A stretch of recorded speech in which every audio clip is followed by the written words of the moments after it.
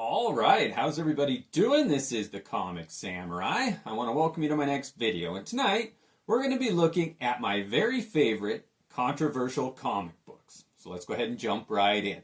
First up, we got this Batman: The Killing Joke, done in 1988 by Alan Moore and Brian Boland. And what makes this one controversial is the mistreatment of Barbara Gordon. She was Batwoman at the time, and not only did the Joker end up shooting her and paralyzing her, but it is highly implied that he sexually abused her.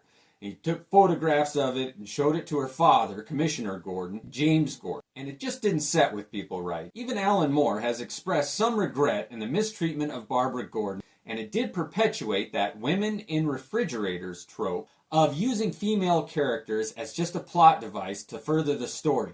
There was never any follow-up on the condition of her or how she ended up dealing with the trauma. It went on to just follow the leads of Batman and Joker. This is one of the most iconic Batman stories ever told, but it will always have that stink of controversy around it, which sometimes brings more attention to it.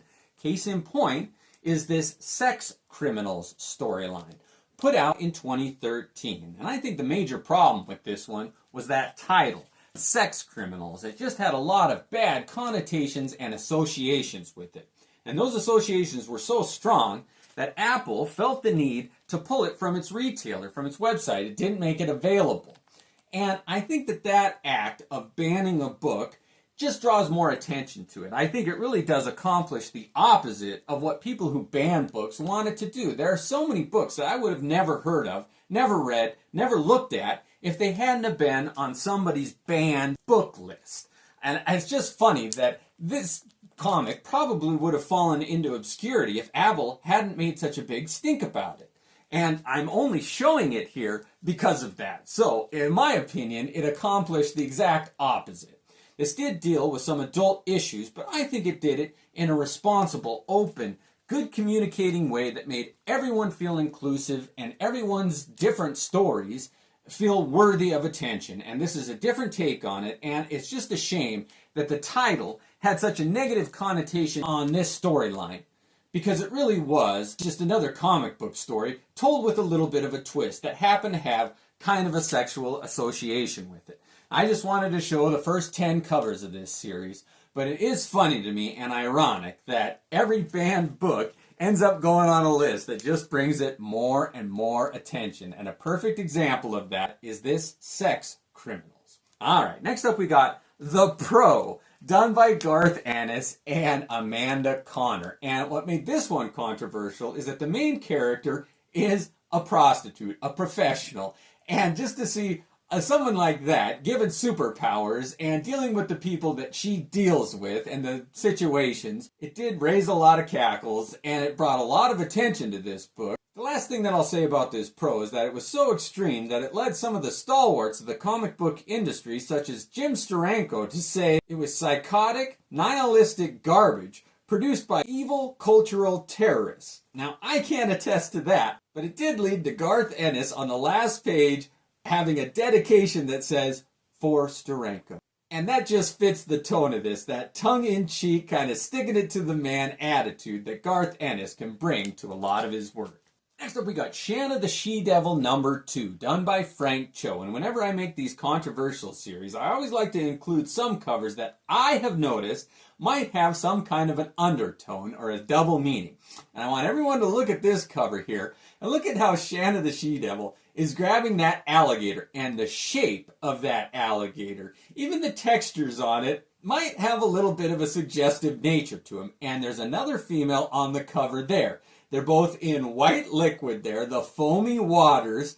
And I want you to look at the rear end of that female character on the bottom there. There's even a square drawn on the bottom of her pants. Now, I don't know what all of that means, but it can be interpreted in different ways. And I think a Freudian psychologist would have a field day with this cover. Next up, we got Faust #1, done by Tim Vigil. Now, I remember when this series came out, my comic book shop had to put a piece of paper that covered this image up. At the time, it was found to be very controversial. Over time, this image has become acceptable, and it's not as controversial as it was. But the later issues still were so controversial that they felt they had to cover them up. Now this is number 2, or Act 2 as they called it here, and they had to put this paper flap over the image. This cover image was deemed too hot to handle, and comic shop owners did not want to get in trouble for displaying graphic images. And they went on to do that. This Faust really pushed the envelope, like this Act 5 here. It's another one that had a very graphic image on the cover, and they decided to self-censor themselves and put this white piece of paper on the cover there. Although it does have a pentagram on the handprint there, and that can be controversial in and of itself. Next up, we got this Act 7 of Faust, and it's another one where they decided the image was too explicit to be shown. However, this side image there, you still get a peek at a pretty graphic image there, and it is a flavor that this series loved to expand on. Next up, we got number 9, and it was the last one of that series that I know of that they put a piece of paper over it to cover the image. However, this side image is still very graphic there, and when you open it, it doesn't reveal too much more that isn't shown on the side there. It really makes you wonder why they did that. I think they just put the paper up there as a show of, hey, we're censoring the bad stuff, when I don't think that they did. They got away with it. Alright, next up we got Action Comics number 592, and this one came out during John Byrne's run on it. And it introduced that infamous storyline now of Big Barda and Superman dealing with this character here called Sleaze, who's from Darkseid's world of Apocalypse.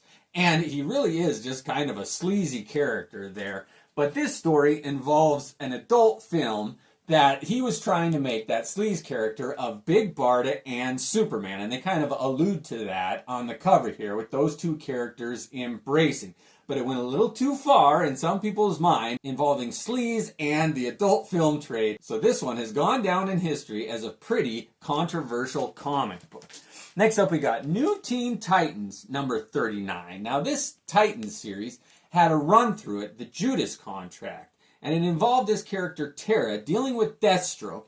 And they have a relationship, it's implied, even a sexual relationship. And she was supposed to be around 16 years old at the time, and he was in his 40s, I think. So it was found to be very inappropriate to some people. And this one is one of the more graphic issues of that storyline. But this Tales of the Teen Titans Annual 3 is where it really came to a head. This is where Tara does die. But this has some very explicit panels in it where it alludes to a very physical relationship between that 16-year-old girl, Tara, and Deathstroke. And she is shown smoking a cigarette and wearing makeup and discussing some very adult things. So this one was controversial. Next up, we got the Avengers number 213. And I showed this in one of my previous videos. It's controversial because Hank Pym, Yellow Jacket at the time, strikes his wife, Janet Van Dyne, or Janet Pym, in the face. And that was pretty controversial at the time there, spousal abuse. But what I didn't know is that this one went on to be addressed in this Avengers number 486 or number 71. The numbering was kind of wonky at the time. But this one shows Hank and Janet kind of trying to rekindle their romance. Hank even asked Janet to remarry him in this one. She turns him down. But what makes this one controversial is this copy of the comic shows Janet and Hank in the bedroom, and they've been using their size-shifting abilities to forward their romance. Let's say that. It shows Hank growing from a small size, rising from under the sheets, and he's covered what can only be described as an abundant amount of lubrication, and we'll leave it at that. But it is a controversial comic, so much so that they decided to censor it in subsequent printings. Next up, we got Wolverine number 6. And this is another one that I think was a hidden image on it. Not many people have talked about it, although the artist, that Asad Ribic, he has addressed this cover. He said he couldn't believe that the editors at Marvel let this one go to print without some kind of censoring. It does feature what appears to be a nude Nightcrawler approaching Wolverine, and his tail there is very suggestive. It makes you wonder about the relationship between those two characters. Now, when I saw this, I just thought it was a pretty cool sulking image of Wolverine. But after further review, I don't know. And that suggestive placement of the bottle on the table there can be taken as some kind of a Freudian nod here. but it is a fun cover to look at and say, what were they trying? What is the message of this cover? Love those. Next up, we got the Brat Pack by Rick Veitch that was put out in 1990. And this is another series that deals with the mistreatment of children. In this case, it was the sidekicks of the main heroes of this universe. Now, this was a limited series that was very controversial when it came out. All of the characters are stand-ins for some of the main stalwarts in comic books. Captain America, Batman, Wonder Woman. And the mistreatment of the sidekicks is very evident. In fact, it's a major theme of this series. And when it came out, it was pretty controversial. I think that it would have had a bigger impact if the last issue of this series would have wrapped things up more. It was a part of a bigger storyline, and the ending was a bit of a whimper, in my opinion. But it did deal with some very controversial topics, and if you want to delve deeper into it, you certainly can.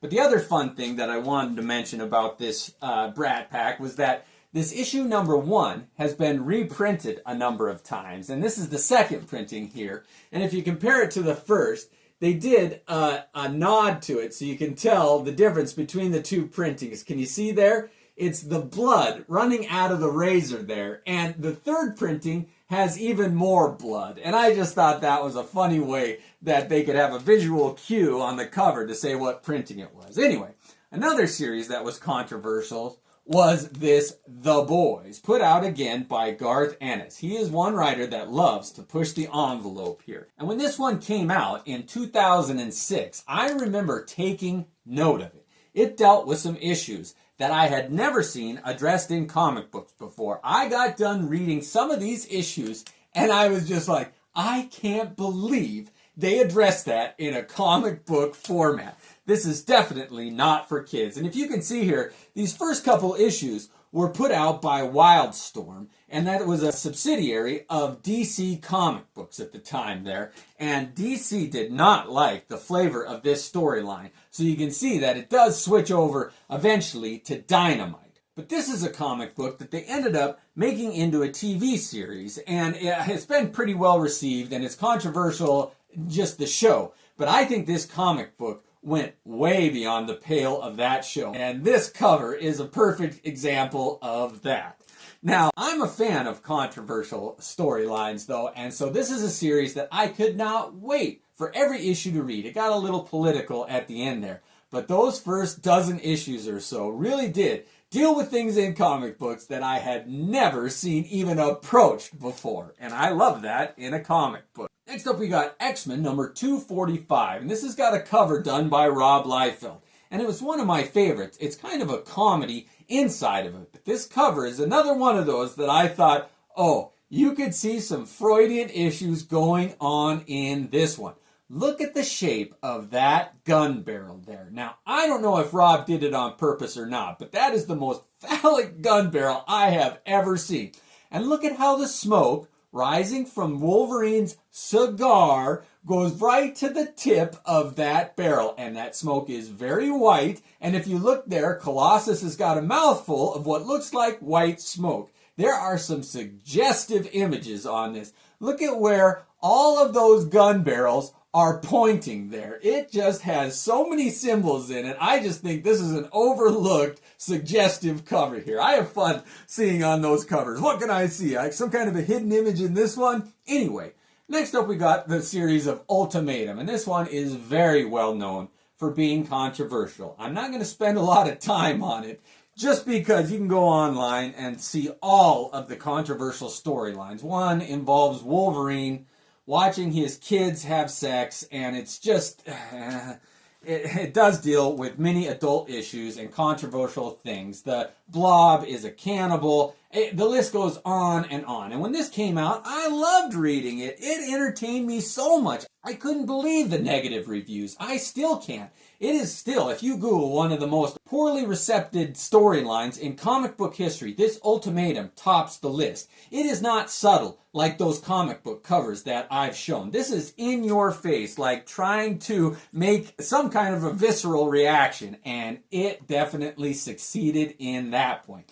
I do have to mention that all of these covers align to make one large image, and I'll put a picture of that up here on the screen because I think it was a beautiful cover done by David Finch. And an example of that, kind of an extension of some of the inappropriateness, is this Ultimates number 8. And it shows Quicksilver and Wanda Maximoff there, brother and sister, in an embrace that is not platonic. I mean, they do have a physical relationship in this one that people thought was inappropriate and probably is. But that ultimatum, very poorly received. I might be the one exception where I thought it was a fun read. I enjoyed every panel of it. I love a good controversy.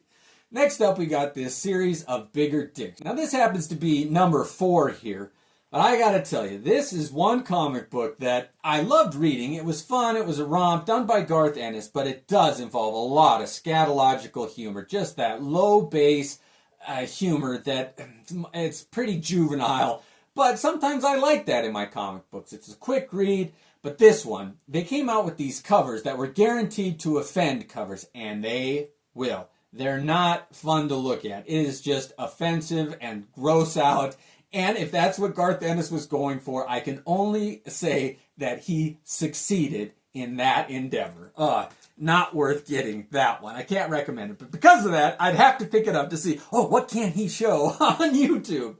Next up, we got Hercules number 3. And this is the last cover that I'll show that I think was very suggestive. When I saw this one, I was like, oh my goodness, there are so many things going on here. First off, it's a bondage cover with Hercules in a prone position there, the silhouettes of these creepy aliens there, but the placement of this appendage here is just so suggestive. I am surprised that the Marvel editors didn't say, let's move that a little, because it looks like it's kind of lifting up his tunic there.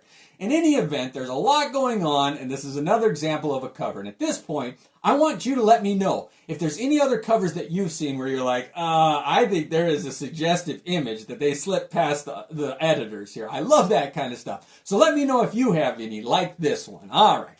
Next up, we got Cherry Deluxe number 1. And what made this one controversial is that it is kind of a pornographic comic book. There's no doubt that it deals with sexual issues. And Neil Gaiman's name is tied to this one. And at the time, it was just like, a pretty successful comic book writer is working on an adult comic book. Later, it's come out that Gaiman has been tied up in some controversies that are very serious, so this one has a connotation on it that is very controversial. So if you want to deal and go investigate some of the controversies that Neil Gaiman is involved in, you can investigate that on your own. Next up, we got Lost Girls number 1.